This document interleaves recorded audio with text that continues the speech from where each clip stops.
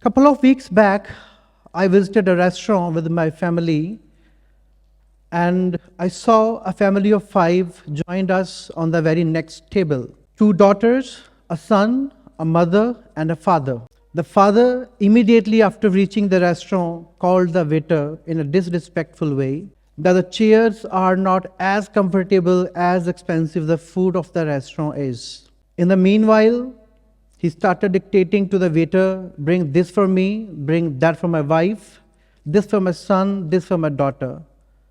After listening to the father, both the elder kids started scrolling their phones. The mother started conversing with someone on a telephone call, and the younger one started looking at us because me, my wife, and my daughter, we were exploring the menu and we were trying what to try for the dinner on that night. In the meanwhile, the waiter, who was given some negative remark by that gentleman, came on our table for the order.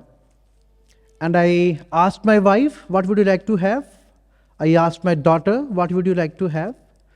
They ordered by their choice. And I could feel that the waiter was not happy because of the bad words he heard from the client before me. So, to have some emotional connectivity, I asked the waiter, main course is of my choice, the starters are of my wife's choice, let me have a dessert of your choice. After listening to that, he generally smiled up, and why I did so, just to let my daughter know that empathy, that the emotion of anyone who is around you, who is serving you, helping you, does matter a lot. That day, I realized children do not learn what we teach them. Children do learn what do we do. Today, when I see the world, it is very fascinating. I see we can message anyone, anywhere on this planet within 1, 2, or 3 seconds. But we cannot say to the person sitting next to us, I'm hurting. What is the reason behind? Why we can't express what do we feel? We are extremely fast in communication, but we are weak in expressing what we are actually feeling. Our homes are full of gadgets and our hearts are low on battery. We are raising generation who is better than managing their devices than managing their own personal emotions. This is not a small issue, friends. This is a crisis happening silently in our homes, in our classrooms, in our families, and in the society around. The children today are smart, they are fast, they are active, but they are emotionally fragile. They are overwhelmed. They are lost somewhere. They can win competitions, but they do collapse when they face a failure. They can talk online for hours, but they cannot express what they are feeling to their parents. They cannot express what they are feeling about their friends. We are raising achievers, not feelers. We are raising performers, non-communicators. We are ready for selection, but not for rejection. And who we are? We, the parents. We, the teachers. We, the adults.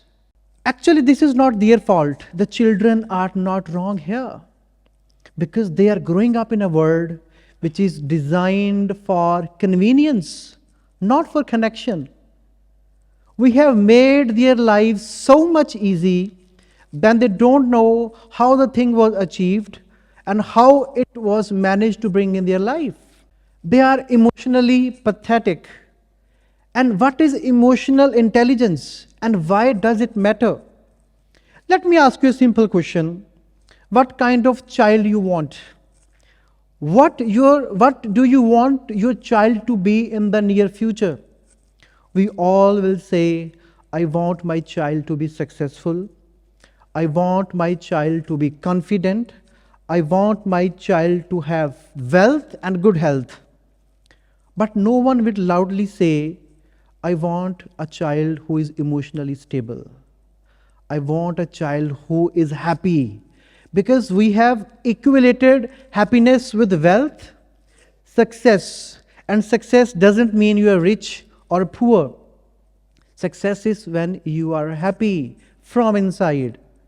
So, children are not born emotionally intelligent. They are built one interaction at a time. And who are the builders? We, parents, teachers, adults. The real skill of 21st century is not IQ, it's emotional resilience. And what does that mean? If a child is failing and he is not afraid of fail and he is able to try, retry, try and try again, this will teach them resilience. IQ gets you a job, but EQ sustains life. IQ qualifies you for examination, but EQ qualifies you for the life. There is no textbook who teaches you how to deal with anxiety.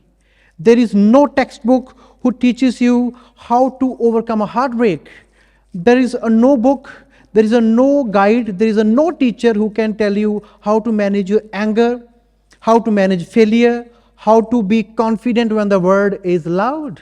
This is emotional intelligence who prepares you for the storm of life. Life will bring storm. But if you teach your child how to sail through these storms, they will turn out to be emotionally intelligent and smart.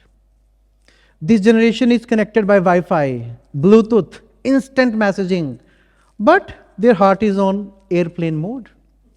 They don't know what to do, what to work upon. Because we as adults have started normalizing pains.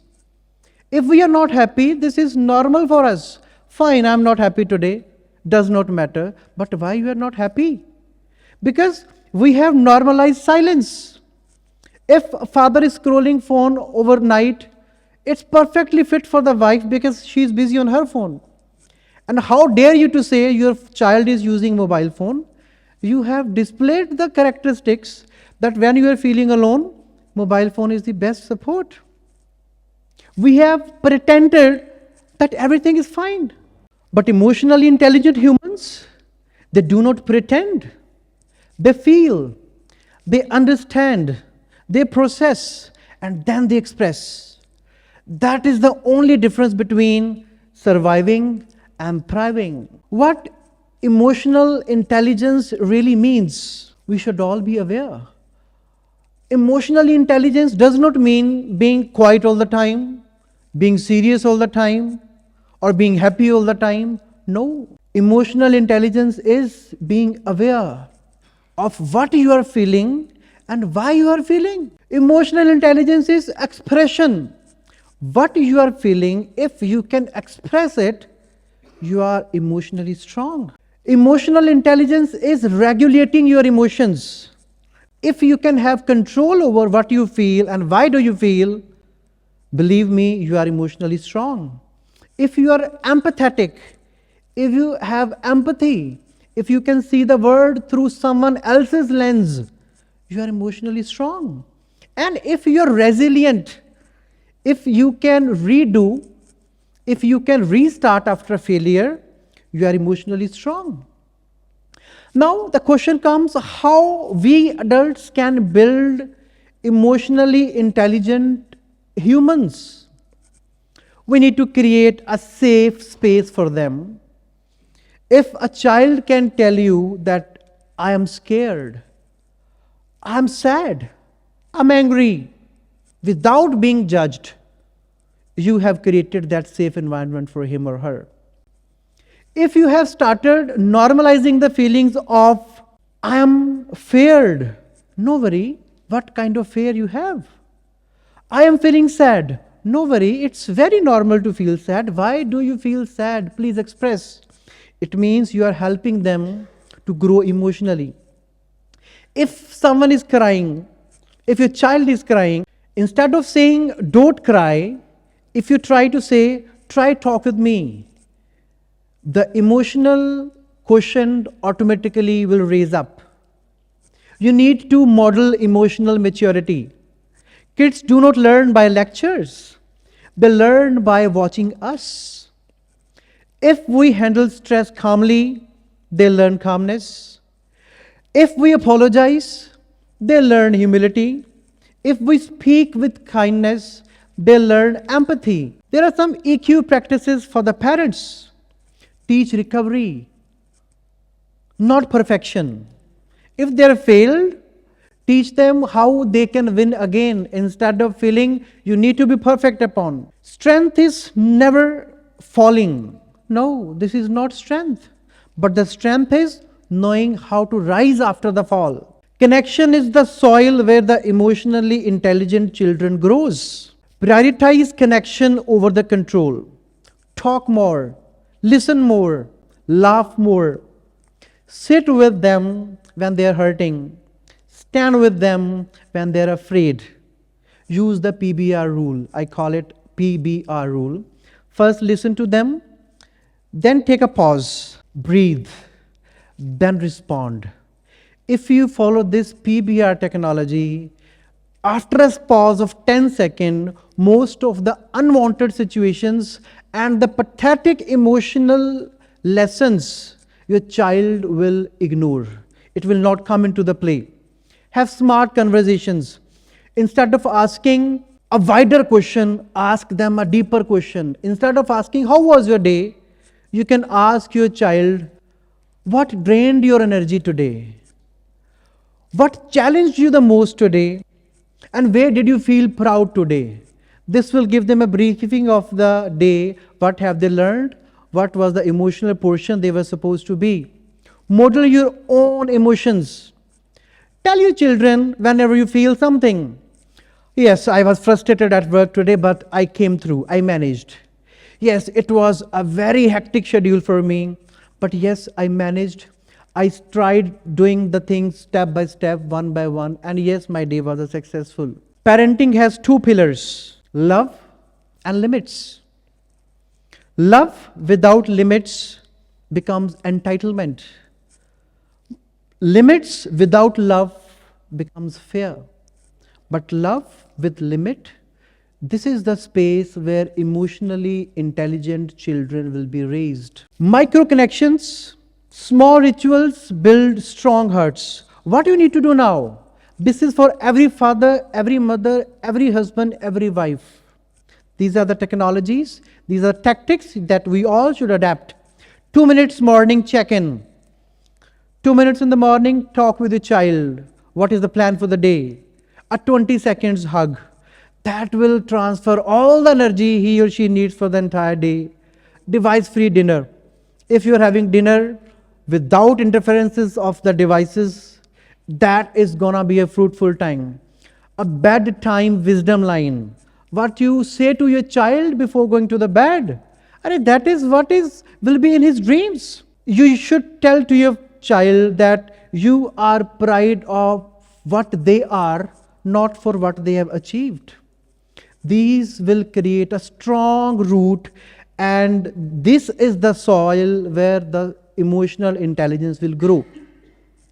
Dear friends, the world needs emotionally intelligent humans. We are raising a generation which is fast, loud, overwhelming. Connection is the greatest gift which you can give to your child, to your husband, to your wife. What today's child need? Not just knowledge, but understanding. Not just better grades, they need strong hearts. Not just success, but they need stability. And that begins with us, the parents, teachers, mentors, and the adults. We can raise empathetic, resilient, emotionally aware humans We won't just we won't just change homes. We will change community, we will change countries, we will change this beautiful world. Because in this disconnected world, the greatest gift we can give to the generation is the ability to connect deeply with themselves and the family. The world doesn't need more perfect people. They need more intelligent one. You are living in the heaven.